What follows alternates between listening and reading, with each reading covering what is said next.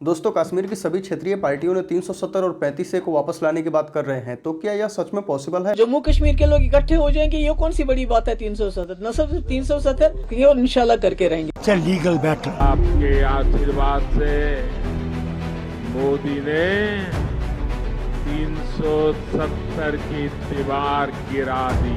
और जम्मू कश्मीर विधानसभा चुनाव में बीजेपी ने केवल 55 उम्मीदवार ही क्यों उतारे हैं? और जम्मू कश्मीर से 370 और 35 से हटने के बाद जम्मू कश्मीर और लद्दाख को अलग अलग यूनियन टेरिटरी बना दिया गया। तो यह यूनियन टेरिटरी और स्टेटहुड में अंतर क्या होता है? और कश्मीरी पंडितों की मांग लगभग सभी पार्टियों के मैनिफेस्टो में दिखने को मिल जाएंगे। और जम्मू कश्मीर में गवर्नमेंट किसी की भी बने, लेकिन वहाँ पर राज तो बीजेपी ही करेगी। तो क्या यह भी एक बीजेपी का मास्टर स्ट्रोक है? आइए जानते हैं। 370 और 35 से हटने के बाद सेंट्रल गवर्नमेंट ने जम्मू कश्मीर को 2 यूनियन टेरिटरी में बांट दिया, एक जम्मू कश्मीर और दूसरा लद्दाख, क्योंकि लद्दाख चाइना और पाकिस्तान से बॉर्डर शेयर करता है, जिस कारण से स्पेशल स्टेटस और फुल स्टेटहुड का दर्जा समाप्त हो गया और अभी तक वहां पर राष्ट्रपति शासन लागू है। 10 साल बाद जम्मू कश्मीर में असेंबली इलेक्शन हो रहा है। वहां पर टोटल 90 सीट है, जम्मू डिवीजन में 43 और कश्मीर डिवीजन में 47। बट 2014 के इलेक्शन में यहाँ पर 87 सीटें थी, जिसमें 4 लद्दाख की थी, जो की अब अलग हो चुका है। और यूनियन टेरिटरी बनाए जाने के बाद 2022 में परिसीमन हुआ। उसके बाद जम्मू में 6 और कश्मीर में 1 सीटें बढ़ाई गई। इसको भी लेकर के बहुत बवाल हुआ था कि कश्मीर में केवल 1 सीटें ही क्यों बढ़ाई गई। जम्मू कश्मीर में बीजेपी ने केवल 55 सीट पर ही अपने उम्मीदवार उतारे हैं, क्योंकि जम्मू कश्मीर में राजनीतिक और भौगोलिक स्थिति बाकी सभी राज्यों से अलग है। जम्मू कश्मीर में 70% हिंदू, 25% मुस्लिम और 5% जैन, बौद्ध और सिख की पॉपुलेशन है। यहाँ पर बीजेपी और कांग्रेस की मजबूत पकड़ है। यही कारण है कि 2024 लोकसभा इलेक्शन में जम्मू डिवीजन में बीजेपी ने 2 उम्मीदवार उतारे थे और दोनों ही जीत गए। और कश्मीरी डिवीजन में स्थिति अलग है, वहाँ पर 95% मुस्लिम और 5% हिंदू, बौद्ध और सिख की जनसंख्या है। और कश्मीर के 3 लोकसभा सीट पर बीजेपी ने कैंडिडेट नहीं दिए, जहाँ पर 2 नेशनल कॉन्फ्रेंस के कैंडिडेट जीते हैं और 1 इंडिपेंडेंट कैंडिडेट। और यह निर्दलीय कैंडिडेट है इंजीनियर राशिद। इंजीनियर राशिद 2019 से टेरर फंडिंग और यूएपीए के मामले में तिहाड़ जेल में बंद थे। वह जेल में रहते हुए बारामूला की लोकसभा सीट पर former chief minister Omar Abdullah को 2 लाख वोटों से हराया था। बट ट्विस्ट तब आया जब 8 सितंबर को इंजीनियर राशिद को असेंबली इलेक्शन के लिए बेल मिल गई। और इनकी पॉलिटिकल पार्टी है AIP, अवामी इत्तेहाद पार्टी। यह लगभग 40 सीट पर अपने उम्मीदवार खड़े किए हैं। और जम्मू कश्मीर अपनी पार्टी और अवामी इत्तेहाद पार्टी जैसी बहुत छोटी छोटी पार्टियां कश्मीर घाटी में इलेक्शन लड़ रही है। और एक रिपोर्ट के अनुसार 40% इंडिपेंडेंट कैंडिडेट है। उमर अब्दुल्ला और महबूबा मुफ्ती को डर यह है कि इनका कोर वोट बैंक कहीं टूट न जाए और इंडिपेंडेंट कैंडिडेट जीतने से बीजेपी को फायदा हो सकता है। इसी पॉलिटिक्स के तहत बीजेपी घाटी में अपने उम्मीदवार को न उतार करके निर्दलीयों को समर्थन देने की बात कर रही है। लोकसभा चुनाव में भी बीजेपी ने कश्मीर में अपनी पार्टी को सपोर्ट किया था, जिसका नतीजा यह हुआ कि वहां पर के दोनों फॉर्मर सीएम उमर अब्दुल्ला और महबूबा मुफ्ती अपनी दोनों सीटें हार गए। और कश्मीर की सभी पार्टियां 370 और 35 को वापस लाने की बात कर रही है, जिसके बारे में हम इस वीडियो में आगे बात करेंगे। और यूनियन टेरिटरी और फुल स्टेटहुड में कुछ डिफरेंस है, जैसे कि भारत में केवल 8 केंद्र शासित प्रदेश है, लेकिन सिर्फ दिल्ली, पुडुचेरी और जम्मू कश्मीर में ही मुख्यमंत्री का चुनाव होता है। और बाकी सभी यूनियन टेरिटरी में LG ही वहाँ पर रूल करते हैं। यूनियन टेरिटरी को सीधा सेंट्रल गवर्नमेंट के द्वारा कंट्रोल किया जाता है और वहाँ के प्रशासन के रूप में राज्यपाल और उप राज्यपाल होते हैं और यह भारत सरकार का प्रतिनिधित्व भी करते हैं। केंद्र शासित प्रदेश में जनता तो मुख्यमंत्री चुनती है, लेकिन वहाँ पर मुख्यमंत्री से भी ज्यादा पावर लेफ्टिनेंट गवर्नमेंट के पास होता है। यहाँ तक कि केंद्र शासित प्रदेश में कानून बनाने का अधिकार भी सेंट्रल गवर्नमेंट के पास होता है, लेकिन कुछ सीमित अधिकार केंद्र शासित प्रदेश के पास होते हैं, जिससे कि वो अपना कानून बना सकते हैं। लेकिन वहाँ पर बाकी के इंपॉर्टेंट लॉ है वह सेंट्रल गवर्नमेंट ही बनाती है। और जम्मू कश्मीर में किसी की भी सरकार बने, लेकिन वहाँ के पुलिस और जमीन पर राज्य सरकार का कंट्रोल नहीं होता है, वहाँ पर केंद्र सरकार के होम मिनिस्ट्री के द्वारा डायरेक्ट कंट्रोल किया जाता है। और वहीं फुल स्टेटहुड वाले राज्य जैसे कि बिहार, उत्तर प्रदेश, महाराष्ट्र जैसे राज्यों का मालिक मुख्यमंत्री ही होता है। और यहाँ पर विकास का कार्य पुलिस प्रशासन और पदाधिकारी का कंट्रोल मुख्यमंत्री और उनके मंत्रियों के द्वारा किया जाता है। और फुल स्टेटहुड में राज्यपाल की पावर सीमित होती है। 370 और 35 को वापस लाना बिल्कुल भी संभव नहीं है। जम्मू कश्मीर खुद एक यूनियन टेरिटरी है, उसको अपना कानून बनाने का अधिकार तो है ही नहीं, तो वह 370 और 35 जैसे कानून को कैसे वापस लाएगा। लेकिन हाँ, सेंट्रल गवर्नमेंट के द्वारा यहाँ पर कानून बना करके इसको पूर्ण राज्य का दर्जा दिया जा सकता है। लेकिन जम्मू कश्मीर की विधानसभा 370 और 35 के लिए कुछ कर ही नहीं सकता है। और कई मुद्दों को लेकर के दिल्ली सरकार और LG की लड़ाई चलती ही रहती है। कोई नहीं पूछने वाला लॉ सेक्रेटरी को और फलाने ढिमके सेक्रेटरी को। ब्यूरोक्रेसी से नहीं चलता देश, डेमोक्रेसी से चलता है देश। दिल्ली के मालिक हम हैं, क्योंकि दिल्ली भी एक केंद्र शासित प्रदेश है। इसलिए जम्मू कश्मीर में गवर्नमेंट कांग्रेस का बने, उमर अब्दुल्ला का बने या फिर महबूबा मुफ्ती का, लेकिन कंट्रोल तो बीजेपी की ही रहेगी, क्योंकि अभी तो केंद्र में बीजेपी ही है। दोस्तों, आपको क्या लगता है कि कश्मीर में किसकी सरकार बनेगी और यह इलेक्शन होने के बाद कश्मीर की स्थिति और सुधरेगी या फिर बिगड़ेगी? कमेंट में बताइए। और यह वीडियो अच्छा लगा हो तो हमारे चैनल को सब्सक्राइब कीजिए और इस वीडियो को शेयर जरूर कीजिए। और अभी आप देख ही रहे होंगे कि सोशल मीडिया पर राहुल गांधी कितने पॉपुलर हो रहे हैं। तो राहुल गांधी जीरो से हीरो कैसे बने, इस पे हमने एक वीडियो बनाई हुई है, जिसको आप देख सकते हैं। बहुत बहुत धन्यवाद। मिलते हैं किसी और वीडियो में।